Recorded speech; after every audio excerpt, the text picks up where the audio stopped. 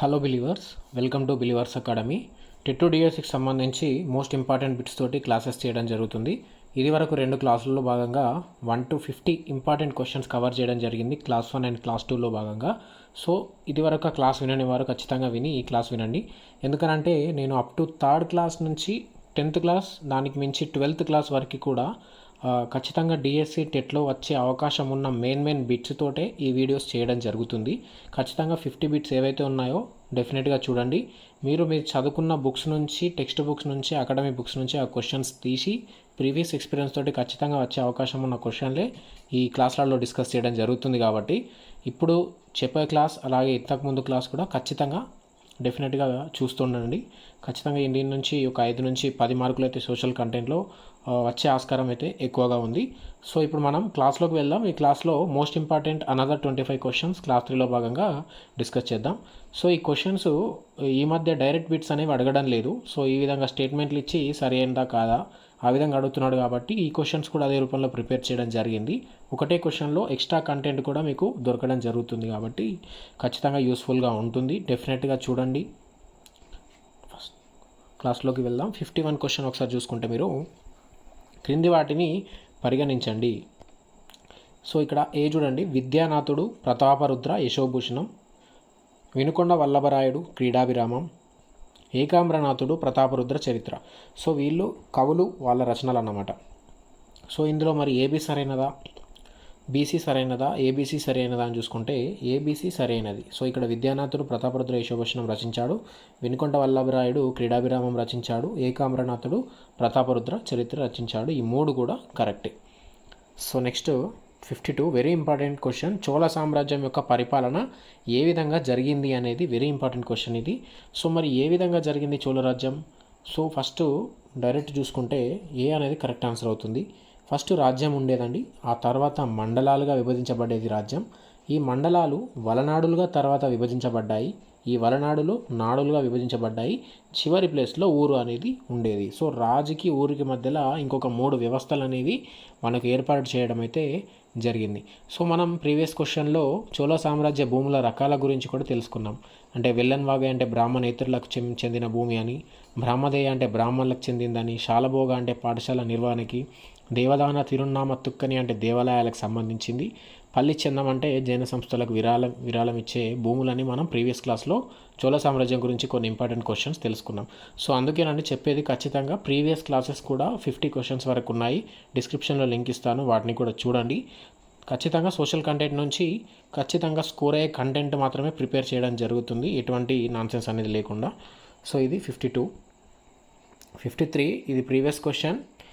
పెరియ పురాణం అనేది ఏ శతాబ్దానికి చెందిన రచన అనేది మనం ఇక్కడ చూసుకోవచ్చు. మరి ఏ శతాబ్దానికి చెందింది పెరియ పురాణం అని అనుకుంటే 12వ శతాబ్దానికి చెందిన రచన పెరియ పురాణం. ఈ పెరియ పురాణంలోనే భక్త కన్నప్ప కథ కూడా ఉంటుంది. సో 12వ శతాబ్దం అనేది వెరీ ఇంపార్టెంట్. పెరియ పురాణం గుర్తుంచుకోండి. నెక్స్ట్ 54 కాకతీయుల మూల పురుషుడు ఎవరు మరి? రుద్రదేవుడా, దుర్జయన, నాయంకరణ? So Durjaya is correct answer. కాకతీయుల మూల పురుషుడు వచ్చేసి దుర్జయ. ఎవరు? దుర్జయ అనేది కాకతీయుల మూల పురుషుడు. వీళ్ళలో మూల పురుషుడు దుర్జయ అని అన్నాం కదా. మరి కాకతీయులలో ప్రముఖులు చూసుకుంటే 2వ ప్రోలరాజు, రుద్రదేవుడు, గణపతి దేవుడు, రుద్రమదేవి, ప్రతాపరుద్రుడు, వీళ్ళంతా కాకతీయులలో ప్రముఖులు. సో ఇందులో మరి చాలా ఇంపార్టెంట్ క్వశ్చన్స్ ఉంటాయి కాకతీయులలో. ప్రీవియస్ క్లాస్లో మనం డిస్కస్ చేశాం. ఇందులో రుద్రదేవుడు ఏం చేస్తాడు? హన్మకొండ నుంచి ఓరుగల్లుకు రాజధానిని మారుస్తాడు. ఈయననే 1000 స్తంభాల గుడిని నిర్మిస్తాడు 1163లో. స్వయంభూ దేవాలయాన్ని 2వ ప్రోలరాజు, రామప్ప దేవాలయాన్ని రేచర్ల రుద్రుడు. అత్యధిక కాలం రాజ్యపాలన చేసింది ఎవరు మరి? గణపతి దేవుడు చేస్తాడు, 63 సంవత్సరాలు చేస్తాడు. రుద్రమదేవి నాయంకర విధానం తీసుకొస్తుంది. సో రుద్రమదేవి 1289లో చనిపోతుందని చందుపట్ల శాసనం తెలుస్తుంది. సో ఈ మోటుపల్లి రేవుని గణపతి దేవుని కాలంలో మార్కపోలో సందర్శిస్తాడు. కాకతీయుల బంగారు నాణం ఏంటో కూడా మనం చూసాం, శ్రీ హయిత గజకేసరి. సో ఇది మన ప్రీవియస్ క్లాస్లో డిస్కస్ చేసాం, ఇది బంగారు, వెండి నాణం కాదని. సో మరి మహమ్మద్ బిన్ తుగ్లక్ కాకతీయుల వంశాన్ని సమాప్తం చేస్తాడు. ఎప్పుడు? 2వ ప్రతాపరుద్రుని 1323లో ఓడించేసి. సో ఇటువంటి ఇంపార్టెంట్ క్వశ్చన్స్ అన్నీ మనం ప్రీవియస్ క్లాస్లో డిస్కస్ చేసాం, ఒకసారి చూడండి. ఈ క్లాస్లో కూడా ఎక్స్ట్రా కంటెంట్ కింద ఇవ్వడం జరిగింది, ఒకసారి డిస్కషన్. నెక్స్ట్ 55 ఇది వెరీ ఇంపార్టెంట్. పూర్వచరిత్ర గురించి. పూర్వం తెలంగాణలో లభించిన ఈ సమాధులు గురించి పరిగణించండి అని చూసుకుంటే మెన్ హిర్స్ చూడండి, మెన్హిర్స్ అంటే పొడవైన రాళ్లతోటి ఉన్నవని మెన్హిర్స్ అంటారు. ఇటువంటి సమాధులు ఎక్కడ లభించాయంటే దేవునిగుట్ట వరంగల్. బి స్టేట్మెంట్ చూడండి, డోలమైన్ అంటే చిన్న గది లాంటి సమాధులు. ఇవి ఎక్కడ లభించాయట? మహబూబ్ నగర్లోని పోతనపల్లి. సో మరి ఏ సరైనదా, బి సరైనదా, ఏబి సరైనదంటే రెండు కూడా సరైనవి. So A and B correct. Very important ఇది. వరంగల్లోని దేవునిగుట్టలో మెన్హిర్స్, మహబూబ్ నగర్లోని పోతనపల్లిలో డోలెమన్ ఇటువంటి సమాధులు మనకు లభించాయి అన్నమాట. నెక్స్ట్ 56th బిట్ చూడండి, వెరీ ఇంపార్టెంట్. 56 మెహ్రౌలి ఇనుప స్తంభాన్ని ఏర్పాటు చేసిన వారు ఎవరు? ఎవరు ఏర్పాటు చేస్తారు మెహ్రౌలి ఇనుప స్తంభాన్ని? మొదటి చంద్రగుప్తుడా, సముద్రగుప్తుడా, రెండవ చంద్రగుప్తుడా అనేది మనం చూసుకుంటే రెండవ చంద్రగుప్తుడు ఏర్పాటు చేస్తాడు మెహ్రౌలి ఇనుప స్తంభాన్ని. ఎక్కడ ఉంది ఇది? ఢిల్లీలోని కుతుబ్ మినార్ యొక్క ప్రాంగణంలో ఉంటుంది మెహ్రౌలి ఇనుప స్తంభం. ఇప్పటికి కూడా దాదాపు 2000 సంవత్సరాలు అవుతున్నా కానీ ఇంకా ఇప్పటికీ తుప్పు పట్టకుండా ఉన్నదట ఇనుప స్తంభం. దాని యొక్క స్పెషాలిటీ అది.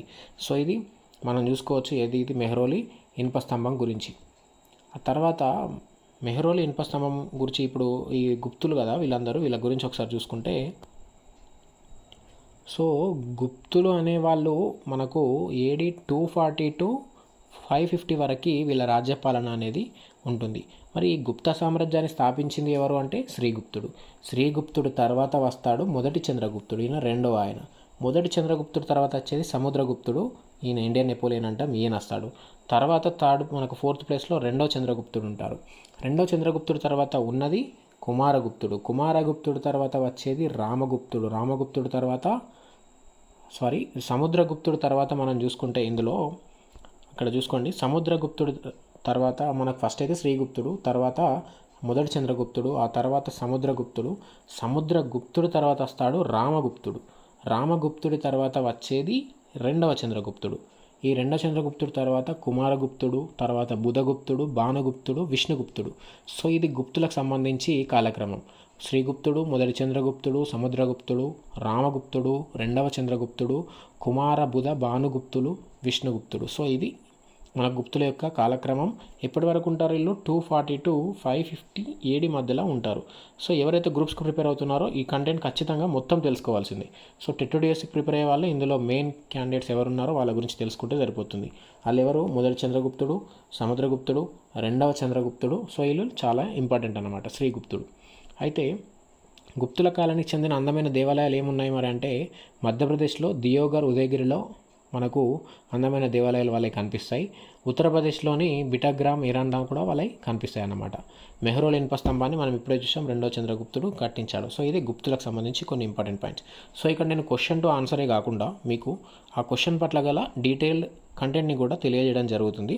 సో మీకు ఏ క్వశ్చన్ ఏ విధంగా అడిగినా ఆస్కారం, ఏ విధంగా అడిగే ఆస్కారం ఉన్నా కానీ ఖచ్చితంగా మీరు ఆన్సర్ చేసే విధంగా ఉంటుంది క్లాస్. నెక్స్ట్ 57 ఇక్కడ చూడండి, శకయుగం. శకయుగం ఏ సంవత్సరంలో ప్రారంభమైంది? సో మరి ఏ సంవత్సరంలో ప్రారంభమైంది?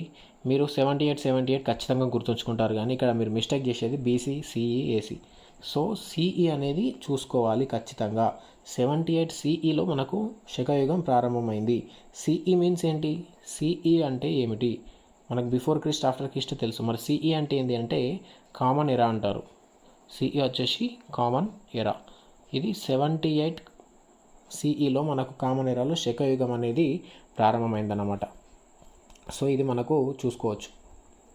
నెక్స్ట్ సి అనేది కుషానులలో గొప్పవాడు ఎవరు అంటే మన కనిష్కుడు ఉంటాడు కదా, కుషానులలో గొప్పవాడు. కనిష్కుడి యొక్క కాలంలోనే మనకు ఈ 78 సిని శకయుగంగా, అలాగే శకాబ్ద అని కూడా అంటారు. శకాబ్ద ఈ టైంలోనే ప్రారంభమైంది. ఎవరి టైంలో? కనిష్కుడు. కనిష్కుడు ఎవరంటే కుషానులలో గొప్పవాడు కనిష్కుడు. సో ఇది వెరీ ఇంపార్టెంట్ శకయుగంకి సంబంధించి గుర్తుంచుకోండి. నెక్స్ట్ 58 క్రింది వాటిని పరిగణించండి. మనం ఇంతకుముందు తెలుసుకున్నాం. ఇండియన్ నెపోలియన్ సముద్రగుప్తుడు, ఇండియన్ ఐన్స్టీన్ ఆచార్య నాగార్జునుడు. ఏది కరెక్ట్ అంటే మరి రెండు కూడా కరెక్ట్ అయినవి. నెపోలియన్ సముద్రగుప్తుడు, ఐన్స్టీన్ అంటే ఆచార్య నాగార్జునుడు. నెక్స్ట్ 59 కాకతీయుల రాజధానిని హన్మకొండ నుంచి ఓరుగల్లుకు మార్చిన రాజు ఎవరు? Very important question. ఇంతకుముందే మనం తెలుసుకున్నాం, రుద్రదేవుడు మారుస్తాడు. ఈయననే మనకు 1163లో ఏ టెంపుల్ కట్టిస్తాడు? కామెంట్ చేయండి ఒకసారి ఆన్సర్. ఇంతకుముందే మనం తెలుసుకున్నాం, ఈయన ఏ టెంపుల్ని కట్టిస్తాడు మనకు 1163లో. దాని యొక్క ఆన్సర్ ఏంటో ఒకసారి కామెంట్ చేయండి. నెక్స్ట్ 60 చూడండి, ఈ క్రింది వారిలో అష్టదిగ్గజాలలో లేని వారు ఎవరు? సో నేను ఈ ప్రీవియస్ క్లాస్లలో అష్టదిగ్గజాలు ఎవరు, నవరత్నాలు ఎవరు, అష్టప్రధానులు ఎవరు ఒక దగ్గర డీటెయిల్ ఇవ్వడం జరిగింది. ఆ క్లాస్ చూడండి, అన్నీ ఒకటి దగ్గర ఉంటాయి. సో మరి ఇక్కడ అష్టదిగ్గజాలు అంటే ఎవరి దగ్గర ఉంటారు? శ్రీకృష్ణదేవరాయల దగ్గర ఉంటారు. సో మరి ఇందులో అష్టదిగ్గజాలు లేని వారు ఎవరు? రామరాజ భద్రుడు అనే వాళ్ళు ఉన్నారు. రయ్యల రాజు రామభద్రుడు ఉంటాడు, రామరాజ భూషణుడు ఉంటాడు. సో ఇది మిక్చర్ ఉంది కాబట్టి ఇది కాదు. ఈ 3 అనేది కరెక్ట్. ఇది మీరు చూసుకోవచ్చు. ఎవరి కాలంలో వీళ్ళు? శ్రీకృష్ణదేవరాయల కాలంలో ఉంటారు. మరి ఎవరెవరాళ్ళు అంటే అల్లసాని, పెద్దన, దూర్జటి, అలాగే తెనాలి రామకృష్ణుడు, ముక్కు తిమ్మన, పింగళి సూరణ, అలాగే రామరాజ భూషణుడు, అలాగే మాదయ్య గారి మల్లన, అయ్యలరాజు రామభద్రుడు. వీళ్ళు 8 మంది అష్టదిగ్గజాలు. నెక్స్ట్ ఇక్కడ చూసుకోండి 61. కుతుబ్ షాయిల కాలక్రమ పట్టిక సరైనది ఏది? సో ఇది very very important question. Qutub షాయిల్ని ఖచ్చితంగా తెలుసుకోవాలి మీరు. సో ఏ అనేది కరెక్ట్ ఆన్సర్. ఫస్ట్ కూలీ కుతుబ్ షా మనకు దీనిని ప్రారంభిస్తాడు. కుతుబ్ షాయిల్ దాన్ని ఎవరు? కూలీ కుతుబ్ షా. ఎలా? బహుమని సుల్తాన్ల గవర్నర్గా ఉంటాడు ఈ కూలీ కుతుబ్ షా ఫస్ట్. ఆ తర్వాత ఆయన స్వతంత్రం ప్రకటించుకుంటాడు. ఎప్పుడు? 1512 సంవత్సరంలో స్వతంత్రం ప్రకటించుకొని కుతుబ్ షాహీ సామ్రాజ్యాన్ని స్థాపించుకుంటాడు. ఆ తర్వాత కూలీ కుతుబ్ షా తర్వాత వచ్చేది ఎవరు? జంషెడ్ కూలీ వస్తాడు. జంషెడ్ కూలీ మనకి ఇక్కడ కూలీ కుతుబ్ షా 1512లో స్థాపించి 43 వరకు ఉంటాడు. ఆ 43 తర్వాత జంషెడ్ కూలీ వచ్చి మనకు 50 వరకు ఉండడం జరుగుతుంది. ఆ 50 అంటే 1550 వరకు ఉంటాడు. తర్వాత ఇబ్రాహీం కుతుబ్ షా వచ్చేసి 1550 నుంచి 80 వరకు ఉంటాడు. ఆ తర్వాత మనకు మహమ్మద్ కూలీ కుతుబ్ షా 82 చూసుకుంటే 1612 వరకు మహమ్మద్ కూలీ కుతుబ్ షా ఉంటాడు. ఆ తర్వాత ఎవరు ఉంటారు? మహమ్మద్ కూలీ కుతుబ్ షా ఉంటాడు. మహమ్మద్ కుతుబ్ షా, ఓన్లీ మహమ్మద్ కుతుబ్ షా ఉంటాడు. 1612 to 1626 వరకు ఉంటాడు. ఆ తర్వాత అబ్దుల్లా కుతుబ్ షా అయినా 72 వరకు ఉంటాడు. చివరిలో మనకు అబుల్ హసన్ తానీ షా ఉంటాడు 1687వ సంవత్సరంలో. ఎవరు? ఇబ్రాహీం కుతుబ్ షాని చివరిగా ఉంటాడు. ఆ తర్వాత ఔరంగజేబ్ వచ్చేసి అబుల్ హసన్ తానీ షాని ఇక్కడ ఎక్కడికి పంపిస్తాడు? దౌలతాబాద్ కోటకు బందీగా పంపిస్తే అక్కడనే మరణిస్తాడు. సో ఈ అబుల్ హసన్ తానీ షా లాస్ట్ కుతుబ్ షాయిలకు సంబంధించి ఈ గోల్కొండని ఔరంగజేబ్ ఆక్రమించిన తర్వాత ఈ కుతుబ్ షాహీ వంశం అనేది సమాప్తం అయిపోతుంది. సో ఇది కుతుబ్ షాయిలకు సంబంధించి ఒక డీటెయిల్డ్ స్టోరీ. నెక్స్ట్ 62. క్రింది వాటిలో ద్రవిడ భాషా కుటుంబంకు చెందనిది ఏది? Very important question. ద్రవిడ భాషా కుటుంబానికి సంబంధించిన ఏముంటాయి? అలాగే మనకు ఇండో ఆర్యన్కి సంబంధించి ఏమేమి ఉంటాయి అనేది చాలా ఇంపార్టెంట్ క్వశ్చన్. అది మీరు దాని గురించి తెలుసుకోవాలి. ద్రవిడ భాషా కుటుంబంలో ఏమేమి ఉంటాయి అని అంటే తెలుగు ఉంటుంది, కన్నడ ఉంటుంది, తమిళం ఉంటుంది, మలయాళం ఉంటుంది, గోండు, ఇవన్నీ ద్రవిడ భాషా కుటుంబంకు చెందింది. చెందనిది ఏది అంటే సంస్కృతం. మరి ఇది దేనికి చెందుతుంది అంటే ఇండో ఆర్యన్ భాషా కుటుంబం. ఇందులో సంస్కృతం, అలాగే హిందీ, అలాగే మరాఠీ, బెంగాలీ. సో ఇక్కడ నార్త్ ఇండియాకి సంబంధించినవి అన్నీ మనకి ఇండో ఆర్యన్, సౌత్ సంబంధించి ద్రవిడ భాషా కుటుంబంకి వస్తాయి. Next 63 very important. Akbarnama Aini Akbari రచించింది ఎవరు? అబుల్ ఫజల్ రచిస్తాడు. సో ఈ అక్బర్ యొక్క అష్టప్రధానులలో అబుల్ ఫజల్ ఒకవాడు దానికి సంబంధించి. సో అల్బెరుని ఏం రచిస్తాడు? కితాబుల్ హుంద్ రచిస్తాడు. మొహమ్మద్ గజ్నీ దగ్గర ఉంటాడు, తెలుసు కదా. అమీర్ ఖుస్రో మనకు తెలిసిందే, ఇండియన్ ప్యారెట్ అంటాం, భారత్ కా తోత అంటారు కదా, ఇండియన్ ప్యారెట్, భారత చిలుక అని పిలుస్తారు ఇతన్ని. ఈయన కవ్వాలి, తబలా, సితార్ ఇవన్నింటికి సృష్టికర్త అన్నట్టు అమీర్ ఖుస్రో. చాలా ఇంపార్టెంట్ వ్యక్తి. ఈయన గురించి క్వశ్చన్లు అడిగే ఆస్కారం ఎక్కువ ఉంటుంది, తెలుసుకోవాలి. 64 చూసుకోండి. 1908 సెప్టెంబర్ 28, 29 తేదీల్లో మూసీకి అతిపెద్ద వరదలు సంభవించాయి. మనకు తెలుసు, మనకు నిజాంలకు సంబంధించి చదివితే తెలుస్తుంది. సో మరి ఏ నిజాం కాలంలో ఇవి సంభవించాయనేది మీరు చూసుకుంటే 6వ నిజాం కాలంలో ఎక్కువగా సంభవించాయి. 6వ నిజాం పేరేంటి మరి? మీర్ మహబూబ్ అలీ ఖాన్. ఎవరు? మీర్ మహబూబ్ అలీ ఖాన్. ఈయన యొక్క కాలంలో మనకు అధికంగా వరదలు సంభవించాయి మూసీకి. ఈయన ఎప్పటి వరకు ఉన్నాడు? 1869 to 1911 వరకు ఉంటాడు. ఈయన కాలంలో మనకు అధికంగా వరదలు సంభవించాయి మూసీకి. సో మీరు అసబ్జాయి వంశస్థులకు సంబంధించి అందరి నిజాంల గురించి ఖచ్చితంగా తెలుసుకోవాలి. ఎందుకంటే ఏ నిజాం ఎవరెవరికి బిరుదుంది అది ఖచ్చితంగా తెలుసుకోవాలి. మొదటి నిజాం అంటే 4 వస్తారు. నిజాముల్ ముల్క్, నాజర్ జంగ్, ముజఫర్ జంగ్, సలాబత్ జంగ్. ఆ తర్వాత 2వ నిజాం పేరు అలీ ఖాన్. ఆ తర్వాత 3వ నిజాం సికిందర్ జా, 4వ నిజాం నాజిరుద్దౌలా, 5వ నిజాం అఫ్జలుద్దౌలా, 6వ నిజాం వచ్చేసి ఈయన మీర్ మహబూబ్ అలీ ఖాన్, లాస్ట్గా చివరిగా 7వ నిజాం పేరు మీర్ ఉస్మాన్ అలీ ఖాన్. ఆపరేషన్ పోలో చేసే కంటే ముందు వరకు ఉంటాడు మీర్ ఉస్మాన్ అలీ ఖాన్. సో ఆయన 7వ నిజాం. ఖచ్చితంగా ఈ పేర్లు అనేవి గుర్తుంచుకోండి. అసబ్జాయి వంశాన్ని స్థాపించింది ఎవరు? నిజాముల్ ముల్క్. అతని మొదటి నిజాం. తన పేరు అసలు పేరు చిన్కులిచ్ ఖాన్. 1724లో ప్రారంభిస్తాడు ఈ అసబ్జాహి వంశాన్ని. ఇది ఒక డీటెయిల్ స్టోరీ దానికి సంబంధించి. 65 7వ నిజాం మీర్ ఉస్మాన్ అలీ ఖాన్ కాలంలో క్రింది వాటిలో కట్టించనివి ఏవి? సో మరి ఏది కట్టించలేదు ఇందులో 7వ నిజాం కాలంలో అంటే ఇక్కడ చూసుకోండి. 7వ నిజాం కాలంలో కట్టించింది ఇందులో మహబూబియా బాలికల పాఠశాల. దీనిని 6వ నిజాం కట్టిస్తాడు. సో ఇది 6వ నిజాం కాలంలో కట్టింది. ఇవన్నీ 7వ నిజాం కాలంలో కట్టాడు. 7వ నిజాం కాలంలో ఇదే కాకుండా ఉస్మాన్, డిండి, నిజాం సాగర్, నాగార్జున సాగర్, బేలాల్ ప్రాజెక్ట్, పోచంపల్లి, మానేర్ రిజర్వాయర్స్, అలాగే Singareni collieries, Azamjahi mills, Sirpur paper mills ఇవన్నీ 7వ నిజాం. మరి 6వ నిజాం కాలంలో ఆసఫియా గ్రంథాలయం, విక్టోరియా స్మారక నదశాల, మహబూబియా బాలికల పాఠశాల, సికింద్రాబాద్ నాంపల్లి రైల్వే స్టేషన్లు 6వ నిజాం కాలంలోనే కట్టించబడ్డాయి.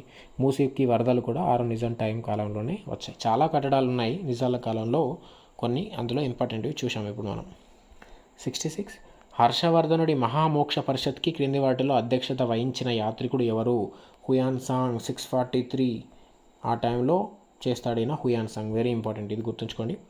నెక్స్ట్ 67 క్రింది వాటిలో సరికానివి. ఈ గుహలు కూడా చాలా ఇంపార్టెంట్. మనం చూసుకుంటే ఇందులో కార్లే గుహలు మహారాష్ట్ర అని, బాదామి గుహలు కర్ణాటక, బొర్రా ఉండవల్లి గుహలు ఏపీ, ఎలిఫెంటా గుహలు తమిళనాడు. సో ఇందులో సరికానిది ఏది అంటే సి అనేది సరికాదు. మరి ఎలిఫెంటా గుహలు ఎక్కడ ఉన్నాయంటే మహారాష్ట్రలోనే ఉన్నాయి అవి కూడా. సో ఇది చూసుకోవచ్చు. బాదామి గుహలు కర్ణాటకలో ఉంటాయి. టబో గుహలు హిమాచల్ ప్రదేశ్, దుంగేశ్వరి అంటే బీహార్లో ఉంటాయి, ఖండగిరి ఒడిశాలో, ఈ బొర్రా ఉండవల్లి వచ్చేసి ఆంధ్రప్రదేశ్. సో ఇవి కొన్ని ఇంపార్టెంట్ గుహలు. నెక్స్ట్ 68 క్రింది వాటిని పరిగణించండి.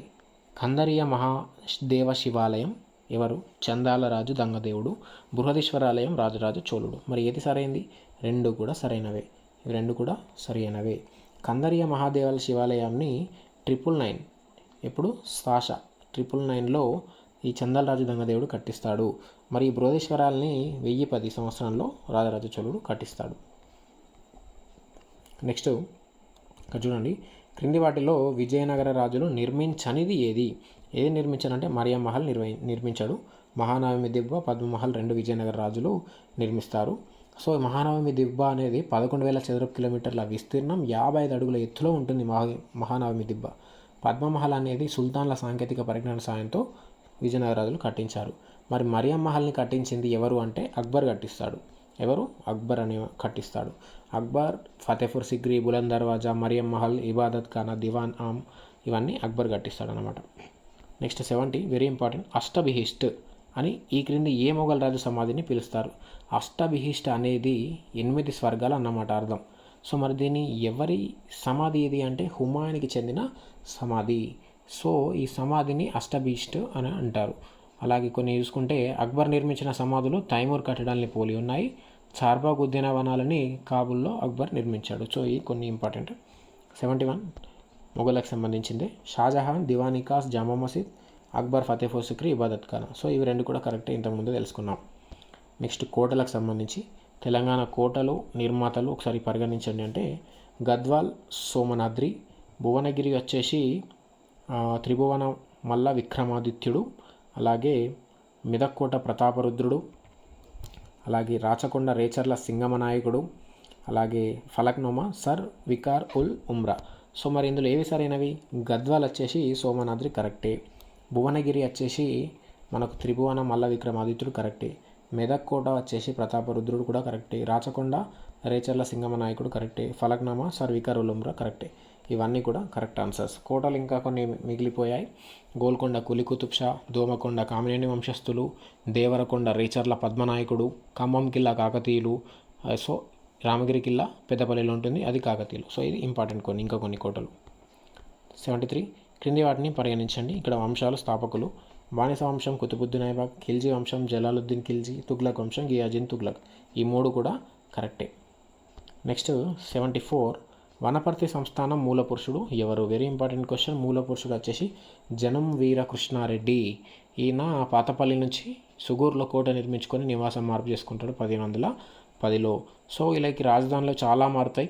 ఫస్ట్ పాతపల్లిలో ఉంటుంది, సుగూరుకి చేంజ్ అవుతుంది, జనం వీరకృష్ణారెడ్డి చేంజ్ చేస్తాడు. ఆ తర్వాత పెద్ద జనం పెట్టుకోతుంది, ఆ తర్వాత కొత్తపేటకు, మళ్ళీ శ్రీరంగపురంకి పోతుంది, వనపర్తికి చివరిలో వస్తుంది. సో వనపర్తికి చేంజ్ చేసింది శ్రీరామకృష్ణారావు 1807లో చేంజ్ చేస్తాడు. అలాగే మనకు వనపర్తి సంస్థానానికి సంబంధించి మనకు సప్త సముద్రాలు అంటారు, అంటే 7 చెరువులు, అవి చాలా ఇంపార్టెంటు. దానికి సంబంధించి ఒకటి చూసుకుంటే సప్త సముద్రాలలో శంకర సముద్రం ఎక్కడ ఉంది అని అంటే కానాయిపల్లిలో ఉంటుంది. మరి మిగిలినవి చూసుకుంటే రంగసముద్రం శ్రీరంగపురంలో, వీరసముద్రం తాటిపాములలో, మహాభూపాల పెబ్బేరులో, కృష్ణా సంకిరెడ్డిపల్లి, గోపాల వెల్టూరులో, రామసముద్రం రాయన్పేటలో ఉంటుంది. ఇవి సప్త సముద్రాలకు సంబంధించి. సో ఇదండి ఈరోజు మనం ద మోస్ట్ ఇంపార్టెంట్ 25 క్వశ్చన్స్ మనం ఈరోజు డిస్కస్ చేసాం. ఇప్పటి వరకు 1 to 75 క్వశ్చన్స్ అనేవి మనకు 3 క్లాసెస్లో భాగంగా కవర్ చేయడం జరిగింది. దీని నుంచి ఖచ్చితంగా 2 లేదా 3 బిట్లు అనేది 3 క్వశ్చన్స్ అనేవి ఈ క్లాస్ నుంచి వచ్చే ఆస్కారం ఎక్కువగా ఉంటుంది. ప్రీవియస్ ఎక్స్పీరియన్స్ తోటి క్లాసెస్ ఇవి చేయడం జరుగుతుంది. ఖచ్చితంగా 3rd to 10th class up to 12th class వరకు కూడా ఎక్స్ట్రా కంటెంట్ని ఇందులో యాడ్ చేయడం జరుగుతుంది. ఎవరైతే డిఎస్సికి ప్రిపేర్ అవుతున్నారో మీ ప్రిపరేషన్లో భాగంగానే అప్పుడప్పుడు మన ఛానల్లో అందించే కంటెంట్ని చూడండి, ఖచ్చితంగా ఉపయోగపడుతుంది. అలాగే ఇవి చదివిన వారికి రీజన్గా కూడా ఉపయోగపడుతుంది. సో ఈ వీడియో కనుక మీకు నచ్చినట్టు అనుకుంటున్నాను. ఉపయోగకరంగా అనిపిస్తే మాత్రమే నా ఛానల్ని సబ్స్క్రైబ్ చేసుకోండి, ఇతరులకు షేర్ చేయండి. టెలిగ్రామ్ గ్రూప్లో ఖచ్చితంగా జాయిన్ అవ్వండి. ఈ పీడిఎఫ్స్ అన్నిటిని ఉచితంగా అందులో అందించడం జరుగుతుంది. డైలీ క్విజ్ కూడా నిర్వహించడం జరుగుతుంది. So thank you and all the best for your preparation. Yours believers academy, Kranti Uppu. Jai Hind.